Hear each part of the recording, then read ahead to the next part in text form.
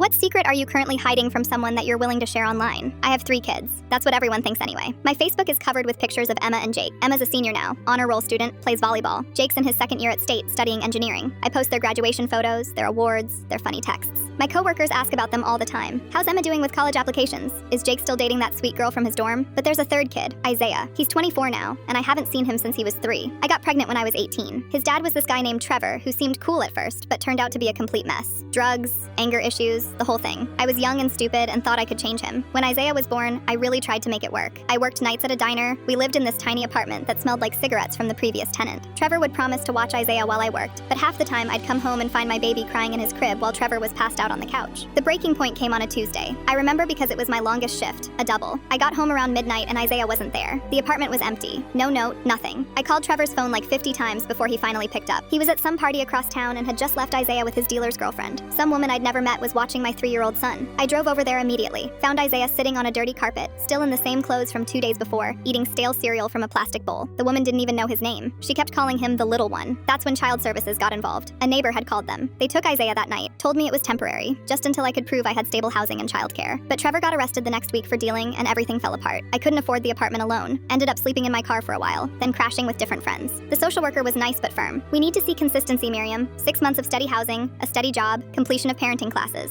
I tried, I really did. But every time I got close to having my life together, something would happen. The restaurant would cut my hours, or I'd get sick and miss work, or my car would break down. Meanwhile, Isaiah was placed with this family, the Johnsons. They were older, had money, a nice house in the suburbs. The social worker showed me pictures. Isaiah looked happy. Clean clothes, toys, a swing set in the backyard. Part of me was relieved he was somewhere safe, but another part of me died every day he wasn't with me. After 8 months, they asked me to sign papers. It's what's best for Isaiah, they said. He's bonded with his new family, starting kindergarten in their district. It would be traumatic to move him again. They promised it would be an open adoption. I could see him, stay in contact, be part of his life. So I signed. I thought I was doing the right thing. At first, I did get visits. Once a month, we'd meet at a park. Isaiah would run up to me and hug my legs, but he'd also run back to Mrs. Johnson when he got scared or hungry. It was confusing for him. Why do I have 2 mommies? He asked once. I didn't know how to answer. The visits got less frequent, every other month, then every few months. The Johnsons said it was too confusing for Isaiah. He was having nightmares, acting out at school. They thought it would be better if I stepped back for a while, just until he's older and can understand better. That was 21 years ago. I got my life together eventually. Met David when I was 25. He knew about Isaiah but understood why I couldn't talk about it much. We had Emma 2 years later, then Jake. I became the mom I always wanted to be. Soccer practices, school plays, homework help, family vacations, the works. But Isaiah is always there, in the back of my mind.